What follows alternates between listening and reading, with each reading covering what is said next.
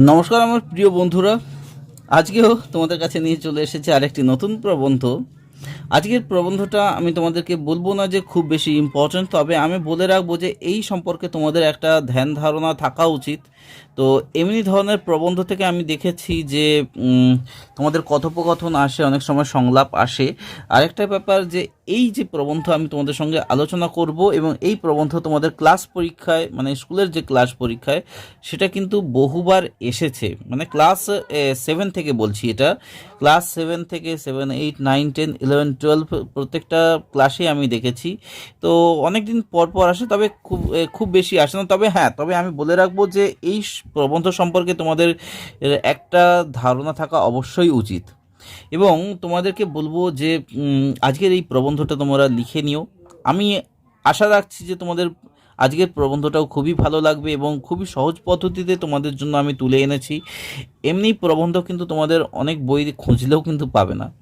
তো কে বলে যে হয়তো সামনের পরীক্ষাতেই তোমাদের কাছে হয়তো চলে আসতে পারে। তো এই সম্পর্কে যদি একটা ছোট্ট ধারণা থাকে, আমি ডেফিনেটলি বলছি তোমাদের কিন্তু অনেকটাই উপকারে আসবে। চলো আজকে প্রবন্ধটা আমি শুরু করছি। আজকের প্রবন্ধ প্রাত্যহিক জীবনে পরিবেশের ভূমিকা। এবং শুরু করার আগে প্রত্যেকবারের মতো আমি আবার বলে রাখছি, যেসব নতুন বন্ধুরা আজকের ভিডিওটা দেখছো, প্লিজ তোমরা চ্যানেলটা সাবস্ক্রাইব করে সঙ্গে থেকো। চলো তাহলে আজকের প্রবন্ধটা শুরু করছি। তো ভূমিকা থেকে শুরু করছি। দেখো, তো প্রাত্যহিক জীবনে পরিবেশের ভূমিকা। তো ভূমিকা, প্রকৃতি যে আমাদের প্রাকৃতিক করে সে কথা বিভূতিভূষণ বন্দ্যোপাধ্যায় প্রথম বিশ্বযুদ্ধোত্তর পৃথিবীর অবস্থা দেখে তার সাহিত্যে রূপায়িত করেছেন। তো প্রথম বিশ্বযুদ্ধোত্তর মানে কি, প্রথম বিশ্বযুদ্ধের আগে তিনি তার কাব্যে সাহিত্যে লিখেছেন যে আমাদের যে প্রাকৃতিক পরিবেশের ভূমিকা সংক্রান্ত মানে কিছু কিছু কথা লিখেছিলেন। কেননা মানব জীবনের সঙ্গে পরিবেশের সম্পর্ক কিন্তু অঙ্গাঅঙ্গী। মানে মানুষের জীবনের সঙ্গে পরিবেশের ভূমিকা, আমরা যেখানে জন্ম নিচ্ছি সেটাই আমাদের পরিবেশ, এবং সেটাকে নিয়েই কিন্তু ও আমাদের জীবনের সঙ্গে যে মানে আমাদের শরীরের সঙ্গে পুরোপুরি থেকে আমাদের জন্ম থেকে মৃত্যু পর্যন্ত আমরা পরিবেশেই কিন্তু মানে মানে পরিবেশ ছাড়া আমরা চলতেই পারবো না, এটাই হচ্ছে মেন কথা। আমরা জানি বনে থাকে বাঘ, গাছে থাকে পাখি, জলে থাকে মাছ। এটা তো আমরা ছোটোবেলায় সহজ পাঠে পড়েছি। অর্থাৎ এদের পারস্পরিক সম্পর্ক, মানে বনে বাঘ ছাড়া থাকতে পারবে না। মানুষ বাঘটা কি কখনো লোকালয়ে থাকতে পারবে? কখনোই না। মানুষ ভয়ে ভয়ে থাকবে এবং যতটা পারবে বাঘটাকে মারার চেষ্টা করবে। গাছে থাকে পাখি, তো পাখি কখনোই মানুষের সঙ্গে থাকতে পারবে না। পাখি তার নিজস্ব জায়গাই হচ্ছে গাছ, পাখির নিজস্ব জায়গাই হচ্ছে গাছ, কারণ সেখানেই সে বাসা বাঁধে। সে কখনো লোকালয়ে থাকতে পারবে না। এমনি বা জলে থাকে মাছ, তুমি কখনো মাছকে জল ছাড়া রাখতে পারবে না বাইরে। এমনি মানুষকে কখনো তুমি কিন্তু জঙ্গলে রাখতে পারবে না সব সময়ের জন্য। ঠিক আছে, যেহেতু এখনকার মানুষকে, তবে এখন মানুষ উন্নত হয়েছে, কখনোই তারা জঙ্গলে থাকতে পারবে না। হ্যাঁ, তবে মানুষ থেকেও যেতে পারবে অনেক মানুষ। তো এবার দেখো, অর্থাৎ এদের পারস্পরিক সম্পর্ক এবং বেঁচে থাকার কি উপরে পরিবেশের আন্তঃক্রিয়া তথা বাস্তুতন্ত্রের সুস্থিতি বজায় থাকে। বাস্তুতন্ত্র মানে কি, যারা যেখানে থেকে অভ্যস্ত, কখনোই মানুষ জলের মধ্যে সারা জীবন কাটিয়ে দিতে পারবে না। তুমি হয়তো জলের মধ্যে চান করেছো, পুকুরে স্নান করেছো, বা তুমি গঙ্গায় স্নান করেছো, বা তুমি সাগরে স্নান করেছো, তুমি কখনোই সাগরের মধ্যে সারা জীবন কাটাতে পারবে না, তাই না? তো এই যে বাস্তুতন্ত্রের সুস্থিতি বজায় থাকে, এই প্রাকৃতিক পরিবেশের থেকে আমরা কি অক্সিজেন গ্রহণ করি, প্রাকৃতিক পরিবেশ থেকে আমরা কি গ্রহণ করি, অক্সিজেন গ্রহণ করি, এবং পরিবেশকে আমরা কি কার্বন ডাইঅক্সাইড ফিরিয়ে দিই। পরিবেশের খাদ্য শৃঙ্খলের মাধ্যমে আমরা খাদ্য গ্রহণ করে বেঁচে থাকি, মানে পরিবেশ থেকেই তো আমরা খাদ্য নিই, তাই না? তো সেখান থেকেই আবার আমরা এই যে পরিবেশের থেকে আমরা কি কিনি, জল, বায়ু, এইসব অরণ্য আমাদের জীবনের কি রসদ যোগায়। অরণ্য থেকে কিভাবে রসদ যোগায়? অরণ্য থেকে আমরা মধু সংগ্রহ করি, তাই না? তো এছাড়া আরও রয়েছে, কাঠ সংগ্রহ করি, বা অন্যান্য ফল টল, মানে এমনি অনেক জিনিস সংগ্রহ করি। তো এই রসদ যোগায়। বিভূতিভূষণ বন্দ্যোপাধ্যায় তার আরণ্যক ও পথের পাঁচালী উপন্যাসে প্রাকৃতিক পরিবেশ ও মানুষের পারস্পরিক সম্পর্কের ইতিবৃত্ত রচনা করেছেন। শুধু প্রাকৃতিক পরিবেশ নয়, বিভিন্ন পরিবেশের বিভিন্ন পরিবেশের প্রভাব মানুষের ওপর যে রয়েছে তা বলা বাহুল্য। তাহলে বিভিন্ন পরিবেশের প্রভাব যে মানুষের উপর রয়েছে তা বলা বাহুল্য অবশ্যই। এবার দেখে নাও আমাদের পরিবেশটা কাকে বলে। অনেক সময় হয়তো পরিবেশ কাকে বলে অনেক ভুলে গেছো, তো পরিবেশ কাকে বলে দেখে নাও। যে মানুষকে ঘিরে যাবতীয় জড় ও সজীব উপাদানগুলিকে একত্রে পরিবেশ বলে। এটা আমরা ছোটবেলায় পড়েছিলাম। অর্থাৎ আমাদের চারপাশের সামগ্রিক ভৌত ও জৈব পরিবেশের আন্তঃক্রিয়ায় সৃষ্ট অবস্থা, যা আমাদের জীবনধারাকে প্রত্যক্ষ বা পরোক্ষভাবে প্রভাবিত করে থাকে, তাকে পরিবেশ বলে। আমাদের প্রত্যেকের বাসস্থানের চারিদিকে অবস্থিত জড় উপাদান, কি কি জড় উপাদান রয়েছে? জল, বায়ু, মাটি, সূর্যালোক, উষ্ণতা ইত্যাদি পরস্পরের ওপর কি নির্ভরশীল। এগুলি ভৌত পরিবেশের অন্তর্ভুক্ত। সেই সঙ্গে রয়েছে উদ্ভিদ, প্রাণী, আণুবীক্ষণিক জীব। ঠিক আছে, আণুবীক্ষণিক জীব রয়েছে, যেগুলি জীবগুলোকে চোখে দেখা যায় না, একদম খালি চোখে দেখতেই পারবে না, আণুবীক্ষণিক যন্ত্রের সাহায্যে দেখতে হবে। এগুলি জৈব পরিবেশের অন্তর্ভুক্ত। এদের প্রভাব মানব জীবনের ওপর সব থেকে বেশি। তাহলে বুঝতেই পারছো পরিবেশের সংজ্ঞার মধ্যে এইসব হয়ে গেল। এবার পরিবেশের স্বরূপটা দেখে নাও। পরিবেশকে আমরা সাধারণত দুটো রূপে দেখতে পাই। একটা হচ্ছে প্রাকৃতিক পরিবেশ আর একটা হচ্ছে কৃত্রিম পরিবেশ। আমরা তাহলে পরিবেশকে কটা রূপে দেখতে পাই? দুটো রূপে দেখতে পাই, প্রাকৃতিক পরিবেশ আর কৃত্রিম পরিবেশ। প্রাকৃতিক পরিবেশ হচ্ছে আলো, বাতাস, জল, মাটি, পাহাড়, পর্বত এইসব নিয়ে রয়েছে, সাগর, মহাসাগর, নদ নদী। মানে তোমরা তো বুঝতেই পারছো প্রাকৃতিক পরিবেশের মধ্যে কী কী রয়েছে। ঝর্ণা, বনভূমি, তৃণভূমি, মরুভূমি, এইসব কিন্তু লিখলে তোমরা কিন্তু আরও মার্কসটা বেশি ভ্যারি করে। তারপর দেখো মরু অঞ্চল রয়েছে, মেরু অঞ্চল, মরু অঞ্চল। মেরু অঞ্চল মানে কি? উত্তর মেরু, দক্ষিণ মেরু, এগুলো তৃণলতা, গুল্ম, বৃক্ষ, কীট পতঙ্গ, পশু পাখি, আণুবীক্ষণিক যেটা জীবসহ যাবতীয় উদ্ভিদ ও প্রাণী নিয়ে গঠিত হচ্ছে কি না তোমার হচ্ছে প্রাকৃতিক পরিবেশ। আর ভৌগোলিক গঠন হচ্ছে জলবায়ু, উষ্ণতা, তারতম্যে প্রাকৃতিক পরিবেশের প্রকৃতিকে আবার প্রাকৃতিক পরিবেশের প্রকৃতিকে দুই ভাগে ভাগ করা যায়। প্রাকৃতিক পরিবেশের প্রকৃতিকে আবার দুই ভাগে ভাগ করা যায়, একটা হচ্ছে জলজ আর একটা হচ্ছে স্থলজ পরিবেশ। অন্যদিকে কৃত্রিম পরিবেশ হলো কি? দেখো তাহলে এই জিনিসগুলো কিন্তু মনে রাখবে যে প্রাকৃতিক পরিবেশের একটুখানি আমি দেখে নিই। হ্যাঁ, এই প্রাকৃতিক পরিবেশের প্রকৃতিকে দুই ভাগে ভাগ করা যায়, একটা হচ্ছে স্থলজ আর একটা হচ্ছে জলজ। আর অন্যদিকে কৃত্রিম পরিবেশ হলো মনুষ্য সৃষ্ট পরিবেশ। কৃত্রিম পরিবেশ কি? মানুষের দ্বারা সৃষ্ট পরিবেশকে বলা হয় কৃত্রিম পরিবেশ। এর মধ্যে রয়েছে পারিবারিক, সামাজিক, সাংস্কৃতিক পরিবেশ। তাহলে কী কী রয়েছে? পারিবারিক, সামাজিক ও সাংস্কৃতিক পরিবেশ রয়েছে, বিদ্যালয়ের পরিবেশ রয়েছে, এইসব রয়েছে। এই সমস্ত পরিবেশের প্রভাব আমাদের জীবনে অনেকটাই ফেলেছে। এবার দেখে নাও এই প্রাকৃতিক পরিবেশ বা অন্যান্য যেসব পরিবেশ সম্পর্কে আমি তোমাদের সঙ্গে কথা বললাম, যে এই সম্পর্কে আমি তোমাদের সঙ্গে একটু ব্রিফলি আলোচনা করছি। ঠিক আছে, প্রাকৃতিক পরিবেশটা দেখে নাও। মানুষের জীবন ধারণের জন্য প্রাকৃতিক পরিবেশের গুরুত্ব কিন্তু অপরিসীম। মানে কারণ কি? মানুষ জন্মই নেয় প্রকৃতিতে এবং তার গুরুত্ব তো অনেকটাই বেশি হবে না? জন্ম নেয় পরিবেশ এবং পরিবেশের যাবতীয় সুবিধা ভোগ করে, এবং যখন মারা যায় মানুষ সেই প্রকৃতিতেই মারা যায়। তো প্রাকৃতিক পরিবেশ থেকে মানুষ জল, অক্সিজেন, খাদ্যই গ্রহণ করে না। মানুষের অস্তিত্ব টিকিয়ে রাখার জন্যই প্রাকৃতিক পরিবেশের ভূমিকা রয়েছে, তাই না?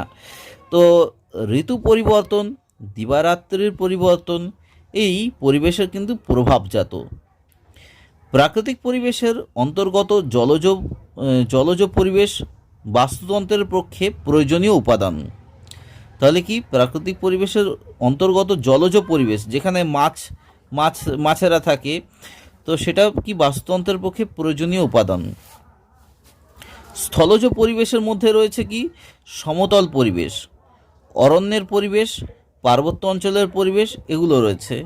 মরু অঞ্চলের পরিবেশ, মেরু অঞ্চলের পরিবেশ, এগুলো রয়েছে। ঠিক আছে, এটা তো গেল প্রাকৃতিক পরিবেশ।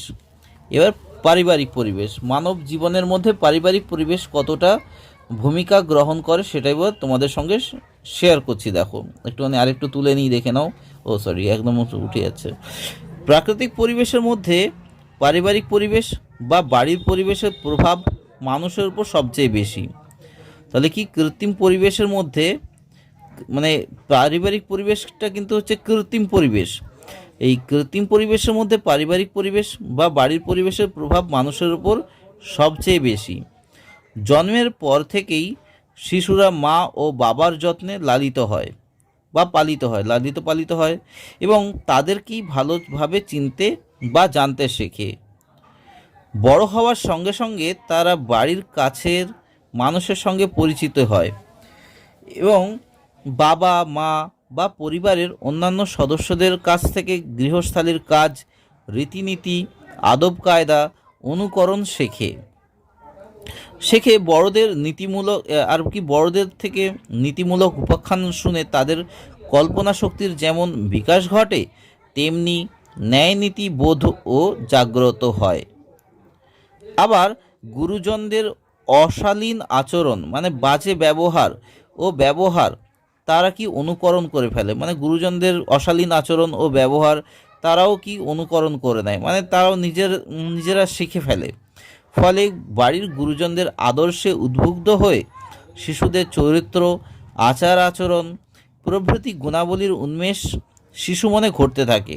মানে বাচ্চারা যখন জন্ম নেয় তারা কি আশেপাশের পরিবেশ থেকে এবং পারিবারিক পরিবেশ থেকে তারা কি অনেক কিছু শেখে, সে ভালোই হোক বা মন্দই হোক। ঠিক আছে, এবার দেখে নাও বিদ্যালয়ের পরিবেশ।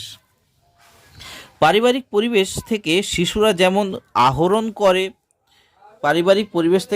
যেমন আহরণ করে তেমনি বড় হয়ে বিদ্যালয়ে শিক্ষক শিক্ষিকাদের কাছ থেকেও শিশুরা তাদের চারিত্রিক গুণাবলী আয়ত্ত করে। তাহলে শিক্ষক শিক্ষিকা রয়েছে, প্লাস তাদের আশেপাশের যেসব শিশুরা রয়েছে তাদের থেকেও কিন্তু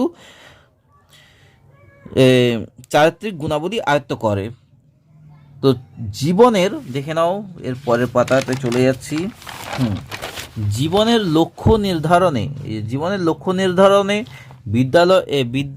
বিদ্যালয়ের পরিবেশ শিশুকে সাহায্য করে। তাহলে জীবনের লক্ষ্য নির্ধারণে বিদ্যালয়ের পরিবেশ শিশুকে সাহায্য করে। কি সাহায্য করে? যে সে বড় হয়ে কি করবে, কি না করবে, ডাক্তার নিয়ে পড়বে না ইঞ্জিনিয়ার নিয়ে পড়বে, বা সে বাণিজ্য নিয়ে পড়বে না মাস্টারি নিয়ে পড়বে, সেই সব কি পরিবেশ সাহায্য করে কে না বিদ্যালয়ের পরিবেশ।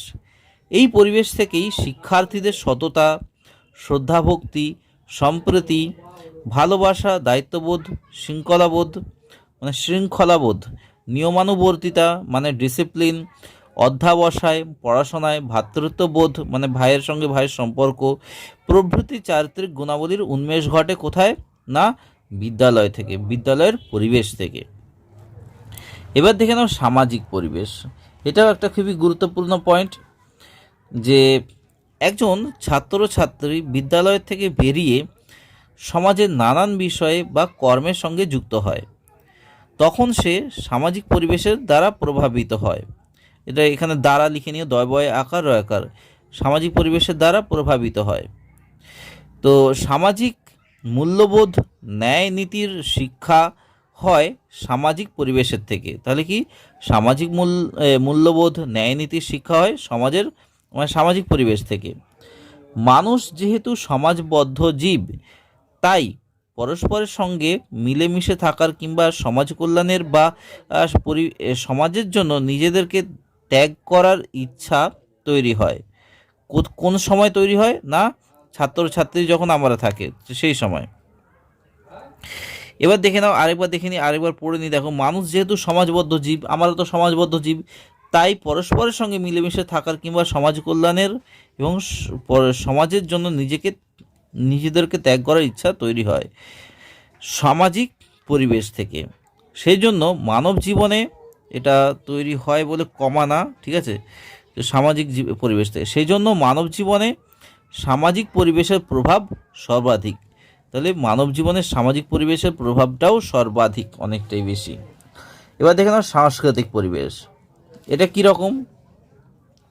এরপর আসে সাংস্কৃতিক পরিবেশের প্রভাবের দিক।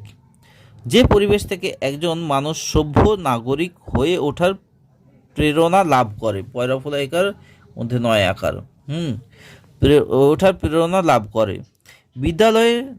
বিদ্যালয়েও সমাজ নানান সাংস্কৃতিক অনুষ্ঠানের মাধ্যমে, যেমন নাটক, গান, বাজনা, এটাকে বা ছবি আঁকা, এই সবকে বলা হয় কিন্তু সাংস্কৃতিক পরিবেশ। তো এই অনুষ্ঠানের মাধ্যমে মানুষের মধ্যে দেশ ও জাতি সম্পর্কে একটা চেতনা জাগে। দেশের পরিবেশটা দেখে নাও এবার, এটাও খুবই বড় এবং খুবই ইম্পর্ট্যান্ট একটা পয়েন্ট। বলছে যে গ্রামবাসী কিংবা শহরবাসী যে কেউই দেশের পরিবেশের অন্তর্গত। মানে আমরা যে দেশে বাস করি, আমরা তো ভারতবর্ষ দেশে বাস করি, বা আমাদের পাশে রয়েছে যারা বাংলাদেশ দেশে বাস করে, বা নিচে রয়েছে শ্রীলঙ্কা রয়েছে, এরাও এক একটা দেশ। তো সেসব মানুষ কি সেই দেশের অন্তর্গত।